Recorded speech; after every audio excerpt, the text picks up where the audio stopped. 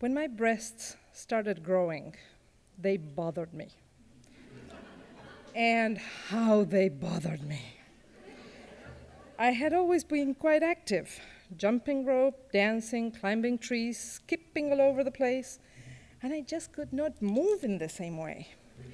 I couldn't even sleep comfortably. As I understood later, more than the physical changes, I was, in a way, mourning the passing of childhood, the end of an innocent, carefree time. When I moved to US to study, I gained the infamous freshman 15, and then some, and they all seemed to end up in my upper shelf. The bra sizes went up, letter by letter of the alphabet. By the time I was pregnant with my first son, I was on the 7th or 8th letter. You get the picture. Or hopefully not. So it took some maneuvering, a bit of electronics, and a lot of patience, but I was able to nurse him. I felt it as the very essence of motherhood, that gift of not only growing another tiny little human inside me, but to be able to sustain his life with just my own breasts, huge as they may have been. Pure magic. Despite the initial technical difficulties, breastfeeding provided us with the most interesting interactions. Going through airport security on a trip to Germany, I was stopped, trying to go through with not just an infant, but a camouflaged breast pump.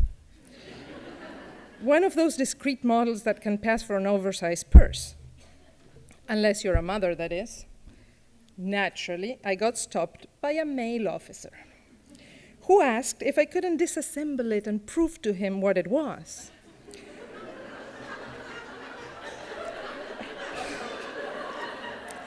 I must have looked really dangerous with that 8-week-old in my arms.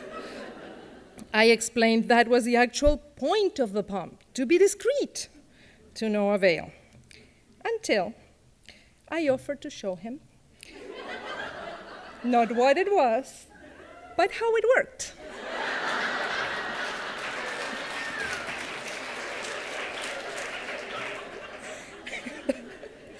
So I'm thinking, I'll connect the battery pack and a bit of tubing and show how it creates a vacuum, right? It took me a heartbeat to realize that was not what the officer was imagining when I made the offer. The poor man turned beet red and practically pushed us out of the security line. A few days later, at the Berlin Zoo, I found a bench near the polar bears and proceeded to feed my son. He latches, I feel the milk flow and relax in the oxytocin bliss with a sigh. Right then, an older couple makes a beeline to where we're sitting while gesticulating and talking in rapid-fire German really loud. Ach mein Gott, wunderbar, du bist eine sehr gute Mutter. Ay, ay, ay. I'm feeling a bit exposed, but they don't seem dangerous, which is good because I am just not in the best fighting or fleeing position. Mind you, I'm covered, but still. Finally, with my rusty, seldom-used German, I grasped they were actually congratulating me, very enthusiastically. Oh my God, wonderful, you're a very good mom.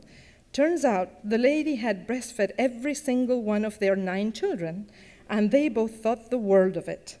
So while it was a bit unnerving to have them both directly staring at my motherhood moment, it was amazing to connect with perfect strangers across cultures and languages on the common ground of feeding our young.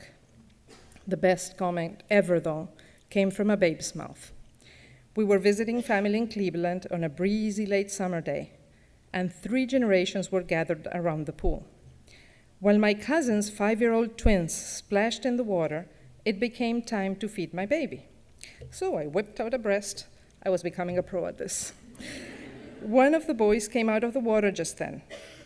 Obviously puzzled, he looked at us, thought a bit, looked at his mom, thought a bit more, looked at us again, and brilliantly concluded, "So that is what they're for."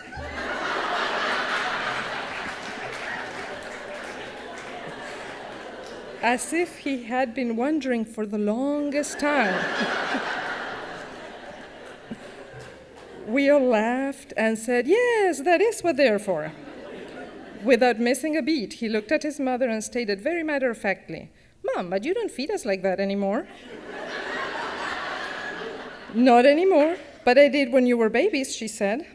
With the flawless logic of all of his 5 years, he immediately responded, "Well, what do you need them for now?" To which she coolly answered, "Just for show, dear, just for show."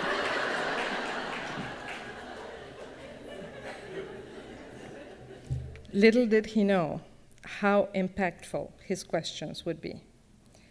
Years later, after having performed the magic of breastfeeding with my 3 sons, I had to make the radical choice between having a single or a double mastectomy.